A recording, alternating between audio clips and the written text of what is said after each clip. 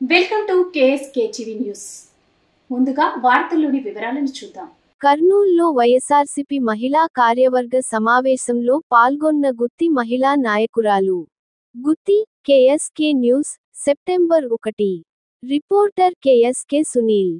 రాష్ట్ర వైసీపీ మహిళా విభాగ అధ్యక్షురాలు వరద కళ్యాణి ఎమ్మెల్సీ ఆధ్వర్యంలో సోమవారం కర్నూలు నగరంలో వైఎస్ఆర్సీపీ మహిళా కార్యవర్గ సమావేశం నిర్వహించారు.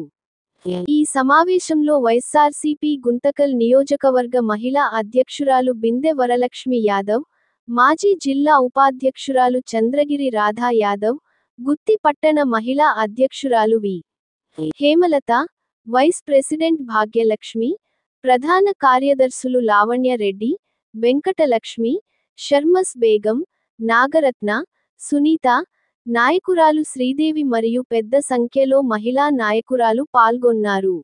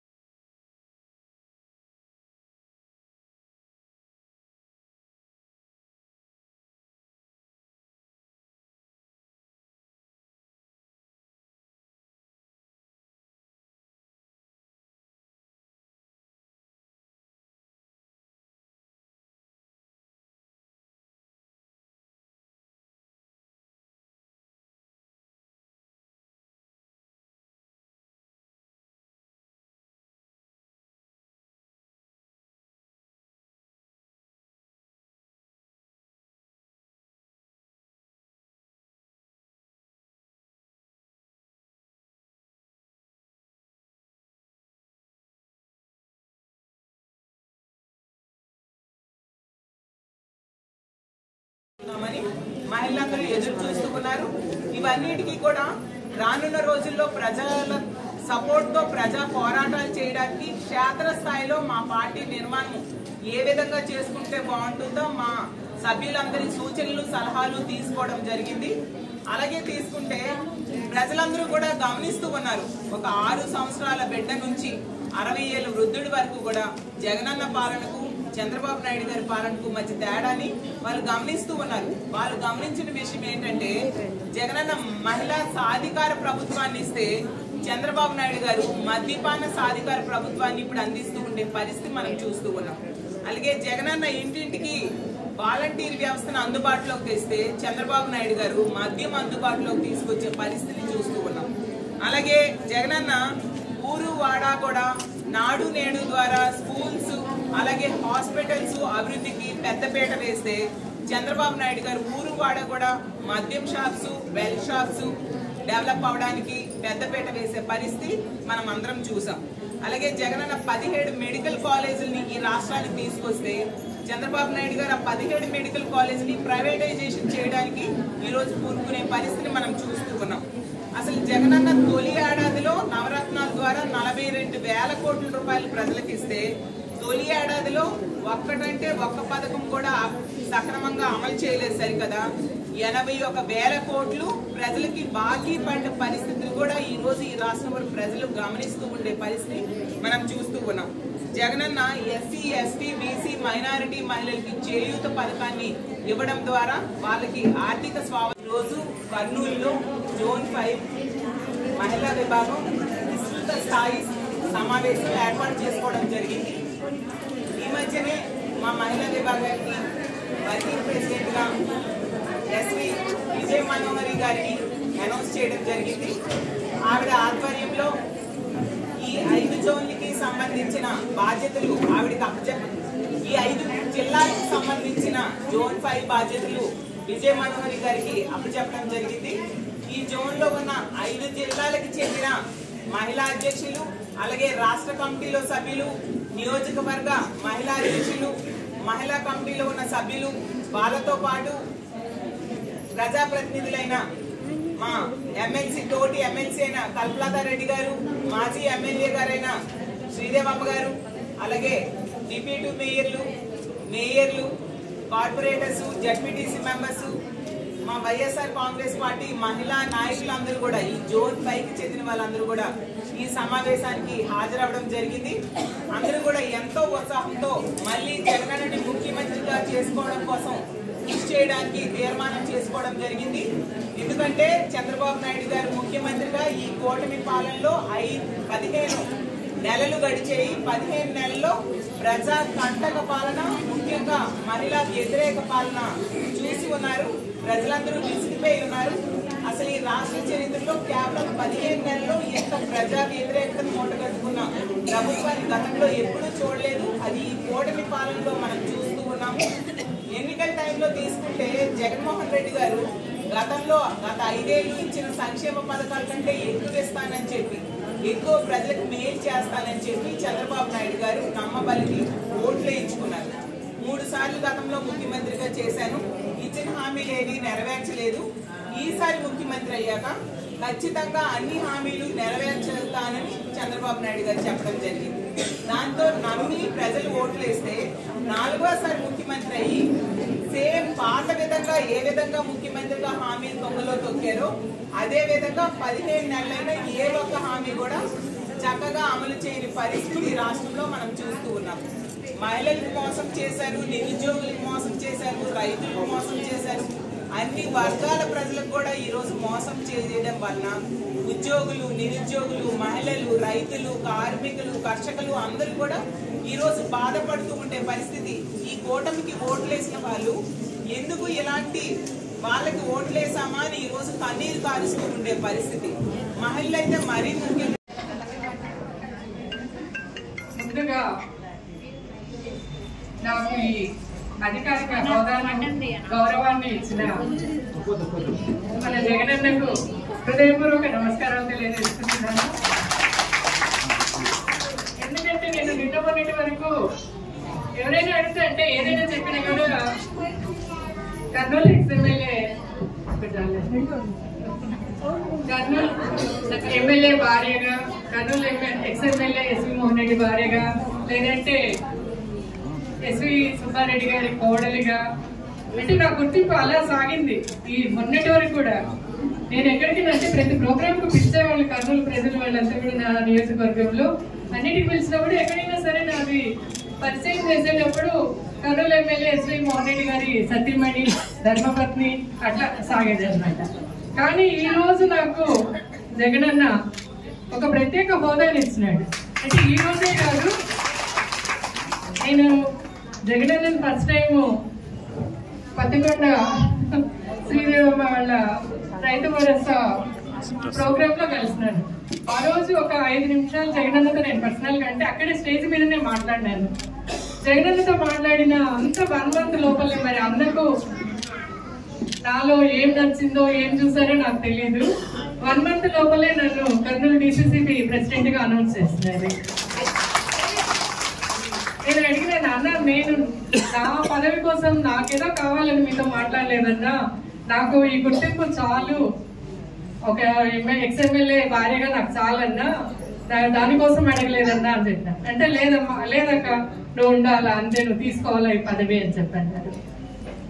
తర్వాత మళ్ళీ మాకు ఎమ్మెల్యేగా అవకాశం కావాలని చెప్పి అడిగినాము 2024లో. ఈసారికి వదిలేయినాక 2029 మాత్రం ఖచ్చితంగా మీదే అని చెప్పేస్తున్నారు. ఈరోజు మరి 5 జిల్లాలకు స్టేట్ వర్కింగ్ ప్రెసిడెంట్ గా నన్ను అనౌన్స్ చేసినారు. వరుడు కళ్యాణాక 1 month పాటు నాకు ఫోన్ చేసి అడిగినారు, అమ్మ ఇట్లా జగనన్న గారి దగ్గర ప్రపోజల్ వచ్చిందమ్మా, స్టేట్ వర్కింగ్ ప్రెసిడెంట్ గా మిమ్మల్ని అనౌన్స్ చేస్తాము అని. అక్క లేదక్క, నేను అంత రెస్పాన్సిబిలిటీ నేను తీసుకోలేను, నాకు కొంచెం బాధ్యతలు ఉన్నాయి, ఇప్పుడే వద్దక్క అన్న. లేదమ్మా, మీరు చాలా క్యాపబుల్, జగనన్న గారు చెప్పినారు ఖచ్చితంగా మీకే ఇవ్వాలని చెప్పని మేము ఎక్కడ అందరితో ఎంక్వైరీ చేస్తున్నా కూడా మీ పేరే వినిపిస్తా ఉంది, ఖచ్చితంగా మీరు ఉండాలని చెప్పని అడిగినారు. ఇక్కడ ఆ సంతోషం ఏమంటే ఒక పదవి వచ్చిందని కాదు, ఒకటి ఇదేం కాదు, జగనన్న హృదయంలో నేను ఉన్నాను, అది చాలు అనిపించాను. జగనన్న కోసం మనం ఎంతవరకైనా పోరాడాలా అని చెప్పి నిశ్చయించుకున్నాను. ఈరోజు మరి ఎక్కడో ఉన్న నన్ను తీసుకొచ్చి నాకు స్టేట్ వర్కింగ్ ప్రెసిడెంట్ హోదాను అప్పగించి నా మీద ఇంత బాధ్యతను, నమ్మకాన్ని ఉంచిన జగనన్నకు జీవితంలో ఎప్పుడూ రుణపడి ఉంటానని చెప్పని సభాపూర్వకంగా చేస్తాను. ఈరోజు ఈ సమావేశానికి ఇచ్చేసి మనతో మరి 5 జిల్లాల మహిళా సదస్సును ఏర్పాటు చేసిన మన సమావేశానికి ముఖ్య అతిథిగా విచ్చేసిన వరుడు కళ్యాణి గారికి, శ్రీదేవమ్మని చూశారు, అందరము చూసాము. శ్రీదేవి అంటే నిజంగా అప్పుడైతే నేను కరెక్ట్గా అమెరికా నుంచి ఆ రోజే నేను ఫ్లైట్ దిగినాను. బాబుది కాన్వకేషన్ ఉండింటే అక్కడ ఎయిర్పోర్ట్లో చెప్పినారు ఇట్లా నారాయణ రెడ్డి అన్న గారిని ఇట్లా చేస్తారు. చాలా బాధ వేస్తుంది. ఏంటిది అంటే మనం ఎక్కడున్నాము, మనుషుల మధ్యలో ఉన్నామా, ఏడున్నాము అని చెప్పండి. కానీ జగనన్న వచ్చి వెంటనే అనౌన్స్ చేసినారు. ఆ దుఃఖ సమయంలో ఆ టైంలో శ్రీదేవి గారిని పత్తికొండ కాన్స్టిట్యూన్సీ అసెంబ్లీ అభ్యర్థిగా అనౌన్స్ చేసినారు.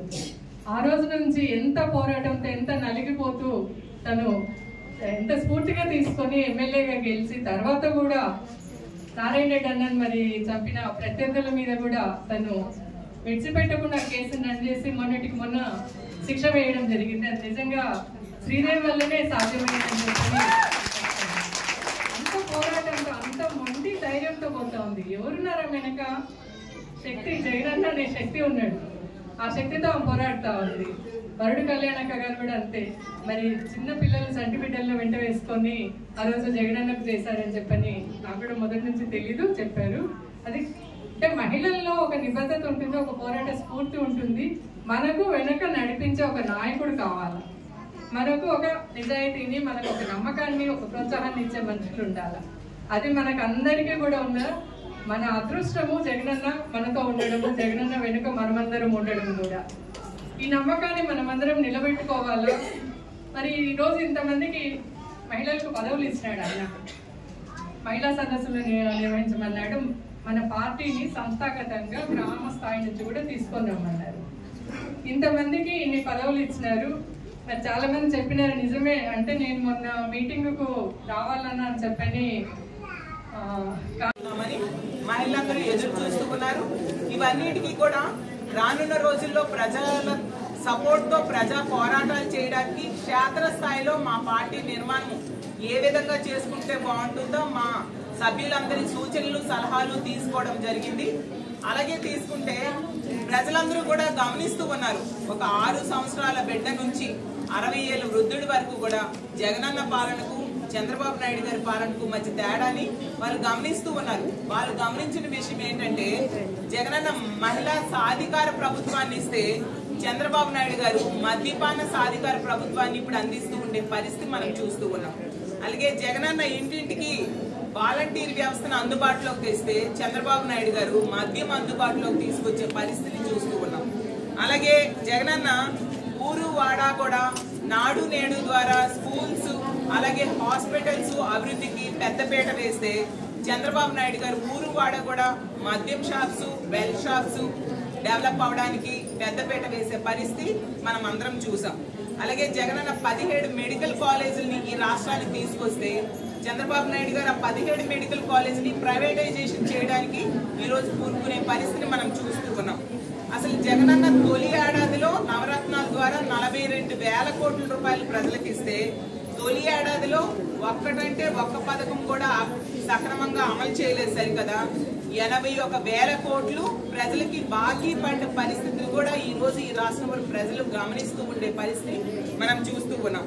Jagananna SC, ST, BC, minority మహిళలకి చేయూత పథకాన్ని ఇవ్వడం ద్వారా వాళ్ళకి ఆర్థిక స్వావలంబన. రోజు కర్నూలులో జోన్ 5 మహిళా విభాగం విస్తృత స్థాయి సమావేశం ఏర్పాటు చేసుకోవడం జరిగింది.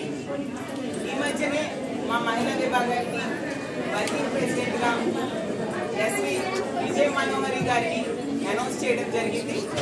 ఆవిడ ఆధ్వర్యంలో ఈ 5 జోన్లకి సంబంధించిన బాధ్యతలు ఆవిడకి ఈ 5 జిల్లాలకు సంబంధించిన జోన్ 5 బాధ్యతలు విజయ మనోహరి గారికి అప్పచెప్పడం జరిగింది.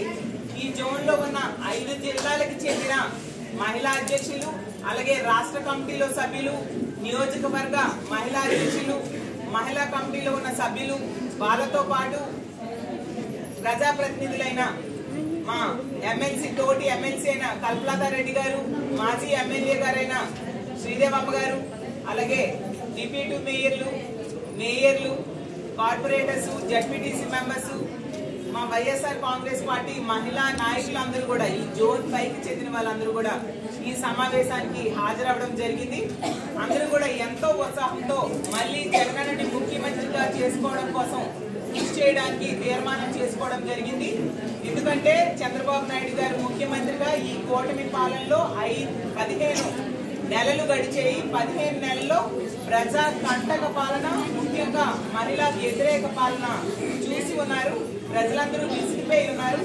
అసలు ఈ రాష్ట్ర చరిత్రలో కేవలం 15 నెలల్లో ఎంత ప్రజా వ్యతిరేకతను మూటగట్టుకున్న ప్రభుత్వాన్ని గతంలో ఎప్పుడూ చూడలేదు. అది ఈ కూటమి పాలనలో మనం చూస్తూ ఉన్నాము. ఎన్నికల టైంలో తీసుకుంటే జగన్మోహన్ రెడ్డి గారు గతంలో గత 5 ఏళ్ళు ఇచ్చిన సంక్షేమ పథకాల కంటే ఎక్కువ ఇస్తానని చెప్పి, ఎక్కువ ప్రజలకు మేలు చేస్తానని చెప్పి చంద్రబాబు నాయుడు గారు నమ్మబలికి ఓట్లు వేయించుకున్నారు. 3 సార్లు గతంలో ముఖ్యమంత్రిగా చేశాను, ఇచ్చిన హామీలు ఏది నెరవేర్చలేదు. ఈసారి ముఖ్యమంత్రి అయ్యాక ఖచ్చితంగా అన్ని హామీలు నెరవేర్చుతానని చంద్రబాబు నాయుడు గారు చెప్పడం జరిగింది. దాంతో నమ్మి ప్రజలు ఓట్లు వేస్తే 4వసారి ముఖ్యమంత్రి అయ్యి సేమ్ పాత విధంగా ఏ విధంగా ముఖ్యమంత్రిగా హామీలు తొంగలో తొక్కారో అదే విధంగా 15 నెలలైనా ఏ ఒక్క హామీ కూడా చక్కగా అమలు చేయని పరిస్థితి రాష్ట్రంలో మనం చూస్తూ ఉన్నాం. మహిళలకు మోసం చేశారు, నిరుద్యోగులకు మోసం చేశారు, రైతులకు మోసం చేశారు. అన్ని వర్గాల ప్రజలకు కూడా ఈరోజు మోసం చేయడం వలన ఉద్యోగులు, నిరుద్యోగులు, మహిళలు, రైతులు, కార్మికులు, కర్షకులు అందరూ కూడా ఈరోజు బాధపడుతూ ఉండే పరిస్థితి. ఈ కూటమికి ఓట్లేసిన వాళ్ళు ఎందుకు ఇలాంటి వాళ్ళకి ఓట్లేసామా అని ఈరోజు కన్నీరు కారుస్తూ ఉండే పరిస్థితి. మహిళలు అయితే మరీ ముఖ్యంగా ముందుగా నాకు ఈ అధికారిక హోదాను, గౌరవాన్ని ఇచ్చిన మన జగనన్నకు హృదయపూర్వక నమస్కారాలు తెలియజేస్తున్నాను. ఎందుకంటే నేను నిన్నటి వరకు ఎవరైనా అడిగితే అంటే ఏదైనా చెప్పినా కూడా కర్నూలు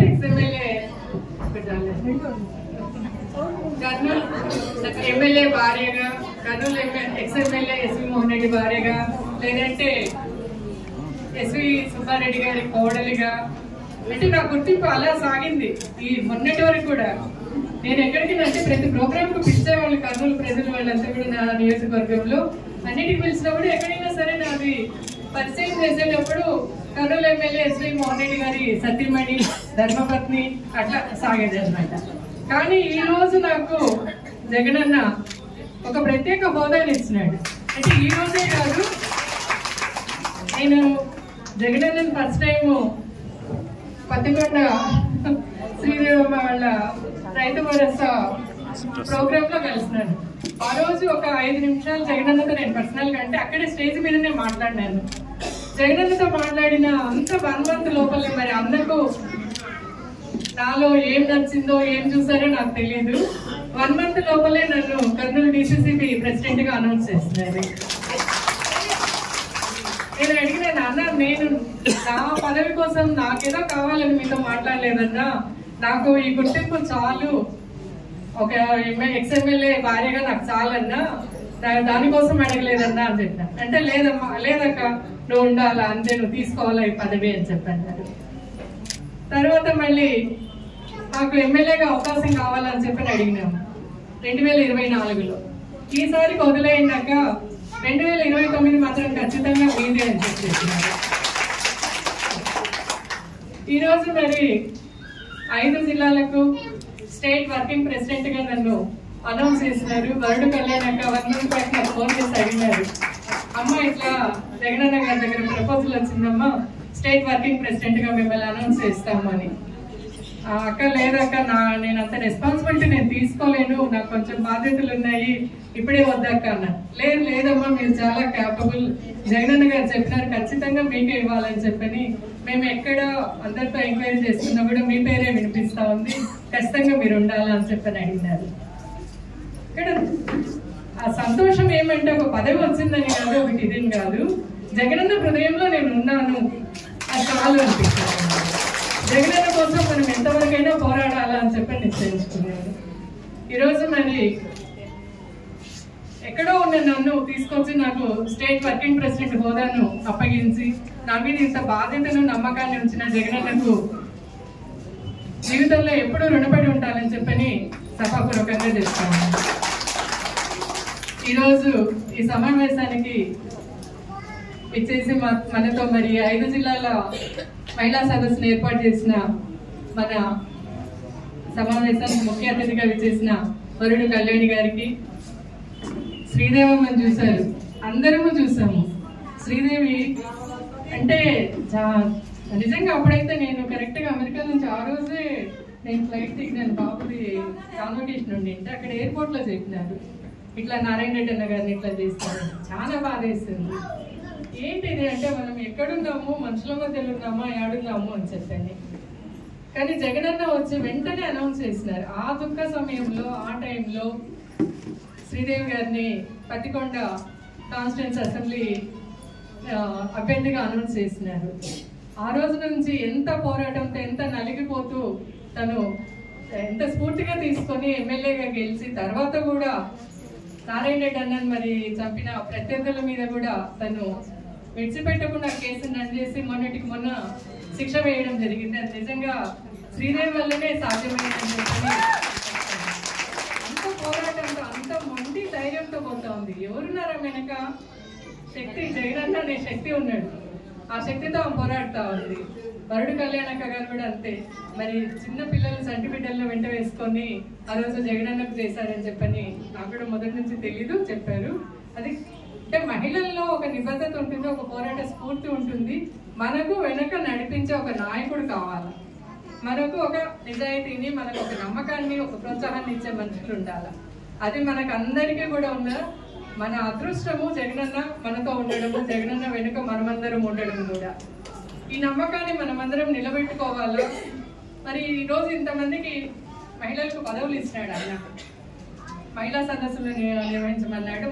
మన పార్టీని సంస్థాగతంగా గ్రామ స్థాయి నుంచి కూడా తీసుకొని రమ్మన్నారు. ఇంతమందికి ఇన్ని పదవులు ఇచ్చినారు. మరి చాలా మంది చెప్పినారు, నిజమే. అంటే నేను మొన్న మీటింగ్కు రావాలన్నా అని చెప్పని